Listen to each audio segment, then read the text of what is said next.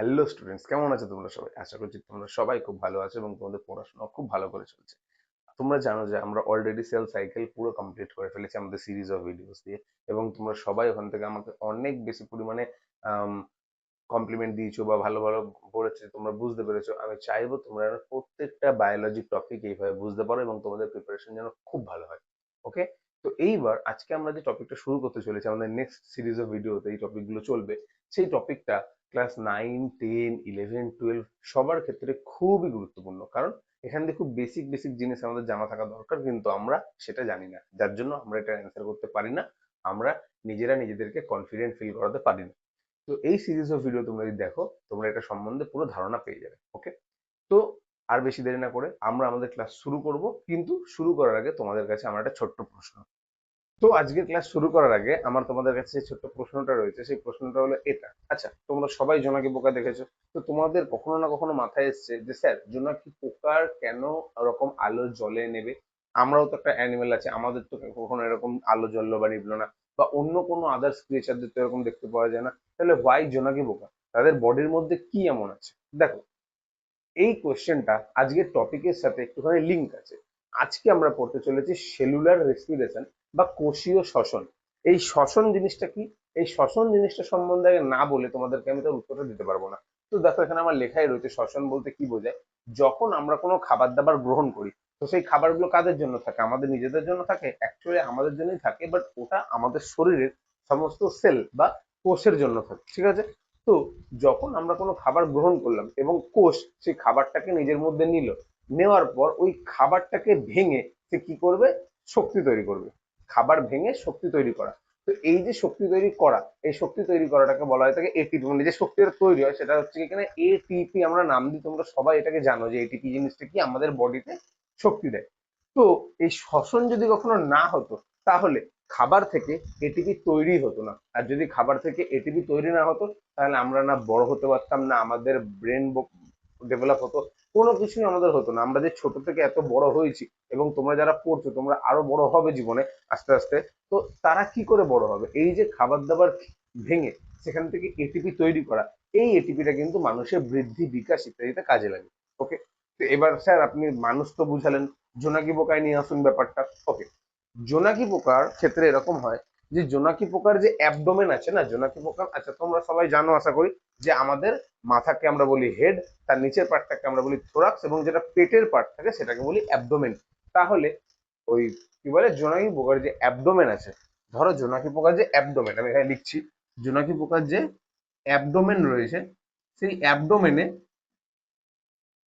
Luciferin luciferin নামের এক জৈব অণু উপস্থিত থাকে তার পেটের মধ্যে, অ্যাবডোমেনে। এবং তার পাশাপাশি লুসিফারেজ লুসিফারেজ নামের এক উৎসেচক থাকে। উৎসেচক মানে এনজাইম। এই এনজাইমের কাজ কি? যে কোনো এনজাইম কি করে? যে কোনো এনজাইম সবসময় আমাদের বডির মধ্যে হওয়া কোনো রিয়াকশনকে তাড়াতাড়ি করতে সাহায্য করে। তো তার অ্যাবডোমেন, এটা আমি কার অ্যাবডোমেন সেটাও লিখে দিই, এটা হচ্ছে ফায়ারফ্লাই। ফায়ারফ্লাই, যেটাকে আমরা জোনাকি পোকা বলি, ঠিক আছে? তো ফায়ারফ্লাই যে আছে জোনাকি পোকা, তার অ্যাবডোমেনের মধ্যে লুসিফারিন রয়েছে এবং লুসিফারেজ উৎসেচক রয়েছে। তো যখন এই লুসিফারিন আর লুসিফারেজ রয়েছে, কি হয়? এ তো একটা ফায়ারফ্লাই, তো একটা অ্যানিমেল, ঠিক আছে, একটা স্পিসিস, বেঁচে আছে, লিভিং স্পিসিস। তো ও যখন খাবার দাবারকে এরকম করে শোষণ করে, শোষণ করলে কি হবে? এর বডিতেও এটিপি তৈরি হবে। তো এই লুসিফারেন লুসিফারেজ এবং in the presence of ATP, কি হলো? এটিপি মানে যেটা শক্তি তৈরি হলো, ওই এটিপির দ্বারা এদের বডিতে লাইট জ্বলে। তার মানে ওরা কি নিজে থেকে লাইট জ্বালাচ্ছে? না, ওরা নিজে থেকে লাইট জ্বালাচ্ছে না। ওদের বডিতে লাইট জ্বলছে এই কারণে, এটাতে আমরা বুঝতে পারছি যে এদের বডিতে শ্বসন ক্রিয়াটা চলছে। যদি শ্বসন ক্রিয়া না হতো, তাহলে এদের বডিতে এটিপি তৈরি হতো না। আর যদি এটিপি এদের বডিতে না তৈরি হতো, তাহলে লুসিফারিন লুসিফারেস থাকলেও তারা লাইট দিতে পারতো না। তাহলে আমরা কি এখানে লিখতে পারি যে এই লুসিফারিন লুসিফারিন আর হচ্ছে লুসিফারেজ প্লাস এটিপি দিলেই হচ্ছে লাইট জ্বলবে? আর এই এটিপিটা আসে কোথা থেকে? এই এটিপিটা আসেই তো শ্বসন থেকে বা সেলুলার রেসপিরেশন থেকে। শ্বসন বা সেলুলার রেসপিরেশন, তো আমি আশা করছি তোমরা আজকের ইন্ট্রোডাকশন টপিকটা সম্বন্ধে অনেকটা বেশি জানতে পেরেছো এখান থেকে, যে এই শ্বসনটার কি গুরুত্ব, শ্বসনের কি গুরুত্ব বা কতটা গুরুত্ব আমাদের বডিতে বাদ দাও, আমাদের বডিতে তো অনেক গুরুত্ব আছে, একটা ছোট ছোট স্পিসিস তাদের বডিতে কতটা গুরুত্বপূর্ণ সেটা তোমরা এই পয়েন্টটা থেকে বুঝতে পারলে।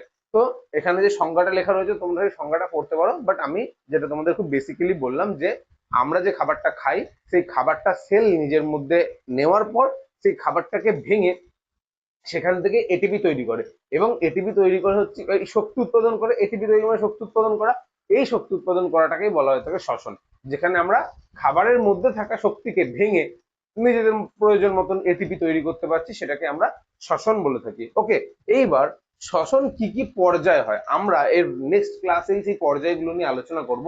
শ্বসন হয়ে থাকে আমাদের মানুষের ক্ষেত্রে যদি আমরা বলি গ্লাইকোলাইসিস, আর দ্বিতীয় পর্যায়ে ক্রেবস চক্র, এবং তারপরে ইলেকট্রন ট্রান্সপোর্ট চেন। তোমাদের আমি পরের দিন একটা খুব সুন্দর কোশ্চেন বলবো, যেটা তোমরা শুনলে অনেকটা এই টপিকটা বুঝতে পারবে, মানে ইলেকট্রন ট্রান্সপোর্ট চেনের টপিকটা তোমাদের বুঝতে সুবিধা হবে। তো সেটা পরের দিনের জন্য তোলা থাকলো। এখন তোমরা দেখো তাহলে সংজ্ঞাটা বুঝতে কোনো অসুবিধা হয়নি, এবং এখানে শ্বসনের কিভাবে হয়, সবার প্রথমে গ্লাইকোলাইসিস হয়। গ্লাইকোলাইসিস কি আমি আসছি, তারপর ক্রেবস সাইকেল বলে আর একটা সাইকেল হয়, যে সবার লাস্টে ইলেকট্রন ট্রান্সপোর্ট চেন হয়। তো এই হচ্ছে আমাদের কোষীয় শ্বসনের একখানা ওভারভিউ। এবার আমরা টাইপস অফ রেসপিরেশন বা শ্বসনের প্রকারে যাব। আমি কিন্তু এখানটাতে ছেড়ে গেলাম গ্লাইকোলাইসিস, ক্রেবস চক্র, যেটা আমি ক্লাস শেষ হওয়ার আগে একটু বলবো, যাতে তোমরা পরের দিনের ক্লাসের সাথে লিঙ্ক করতে পারো। বাট তার থেকে বেশি গুরুত্বপূর্ণ এই পয়েন্টটা জানা, যদি এই পয়েন্টটা না জানো তাহলে অনেক সমস্যা হবে। ওকে, তো চলো এই পার্টটা এবার আমরা দেখি। আচ্ছা, এই পার্টটা শুরু করার আগে তোমাদেরকে আমি একটা প্রশ্ন করতে চাই। কি প্রশ্ন?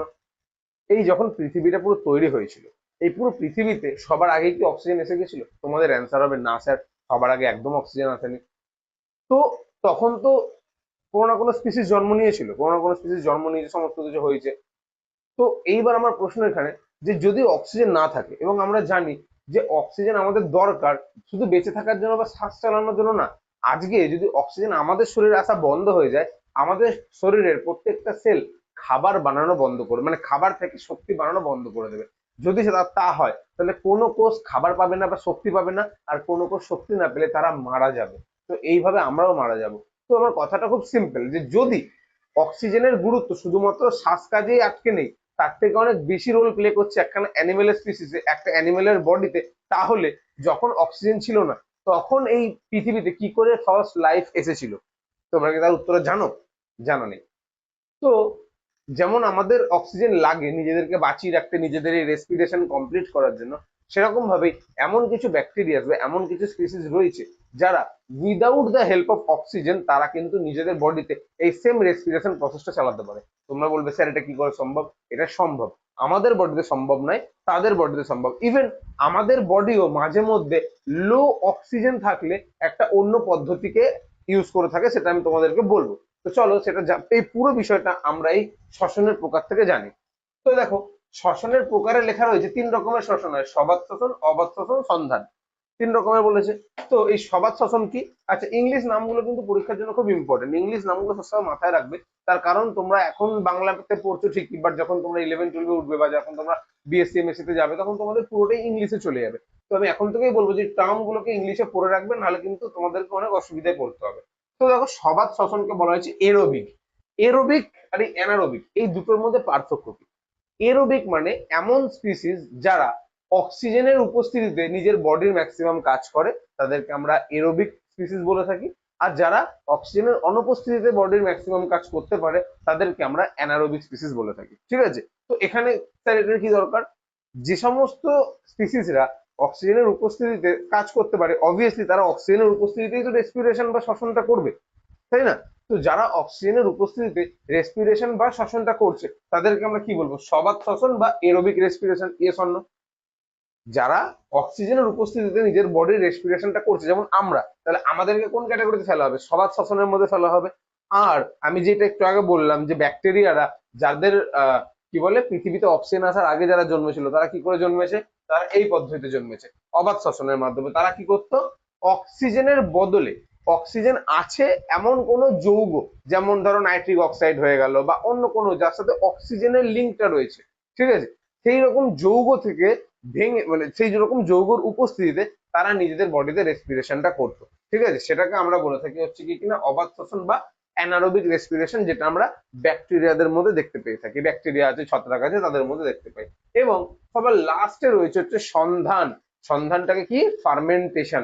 এই ইংলিশটা খুব ইম্পর্টেন্ট, এবং এই সন্ধান বিশাল বড় কিছু একটা জিনিস। ঠিক আছে, তার কারণ কি, সন্ধানে কি করা হয়, একদম জিরো অক্সিজেন লেভেলে করা হয় থাকে, মানে না অক্সিজেন রিয়েলে থাকবে, না অক্সিজেনের কোনো রকমের যৌগ বা কম্পাউন্ড থাকবে, পুরোপুরি ভাবে অক্সিজেনের উপস্থিতি ছাড়া এই শ্বসন প্রক্রিয়াটা হয়। ঠিক আছে, তো এইবার তিনজনেরই ব্রিফিং করলাম। এবার আমি তোমাদেরকে কিছু কিছু কি পয়েন্টস বলি সবাত শ্বসনের। সবাত শ্বসনের সবচেয়ে প্রথম পয়েন্ট হলো, সমস্ত বায়ুজীবী কোষে, বায়ুজীবী জীব কোষে, মানে যারা অক্সিজেন নেয় তাদের সবার বডিতে এটা দেখতে পাওয়া যায়।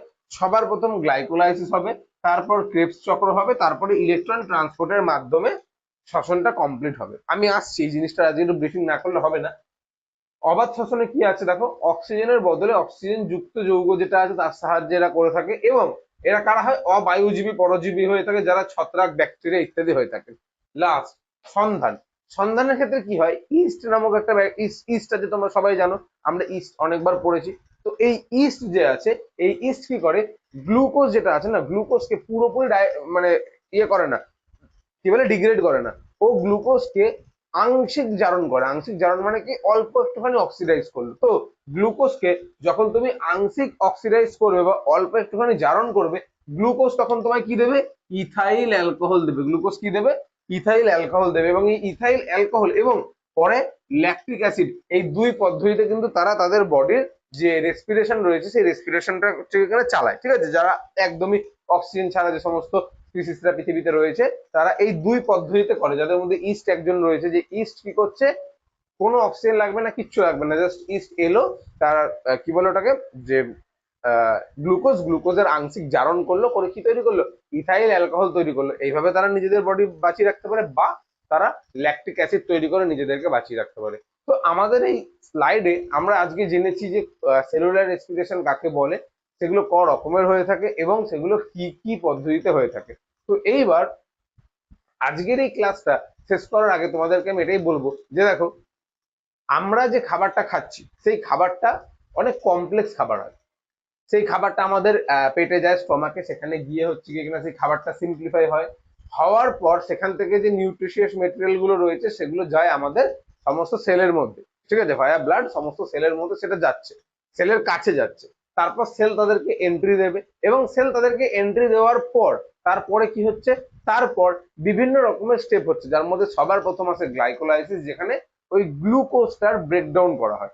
গ্লুকোজের যখন তুমি ব্রেকডাউন করে পাইরুভেট তৈরি করবে, সেই প্রসেসটাকে আমরা বলি গ্লাইকোলাইসিস।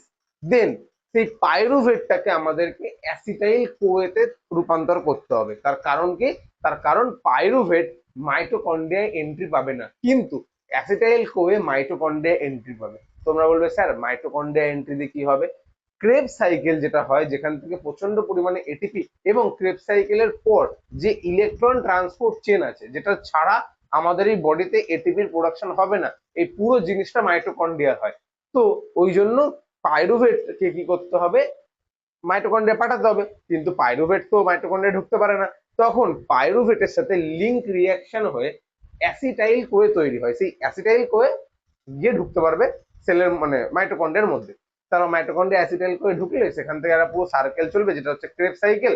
ওখান থেকে বিভিন্ন রকমের এটিপি, এনএডিপি, এফএডিএইচ, এই সমস্ত জিনিসগুলো তৈরি হবে। তারপর তারা ইলেকট্রন ট্রান্সপোর্ট চেন, একটা কমপ্লেক্স স্ট্রাকচারের মধ্যে যাবে। এই শক্তিগুলো গিয়ে তারা কি করবে, সেখান থেকে কন্টিনিউয়াস এটিপির প্রোডাকশন করাবে, এবং এটিপির প্রোডাকশন করে সেখান থেকে আমাদের শরীরকে এনার্জি দেবে। তো এইটা হচ্ছে একটা ছোট্ট জাস্ট ব্রিফিং। আমরা এর পরবর্তী ক্লাসে গ্লাইকোলাইসিস আলাদা ডিল করব, লিঙ্ক রিয়াকশন আর ক্রেব সাইকেল দুটোকে আলাদা আলাদা ডিল করব, তারপর আমরা ইলেকট্রন ট্রান্সপোর্ট চেনকে ডিল করব। তোমরা এই পার্টটা যদি একবার ভালো করে বুঝতে পারো, তোমাদের কখনো কোনোদিন এই রেসপিরেশন নিয়ে কোনো রকম ডাউট থাকবে না, এবং কার্বোহাইড্রেট মেটাবলিজম নিয়েও ডাউট থাকবে না। তো আমি আজকের ক্লাসটা এইটুকুই থাকলো।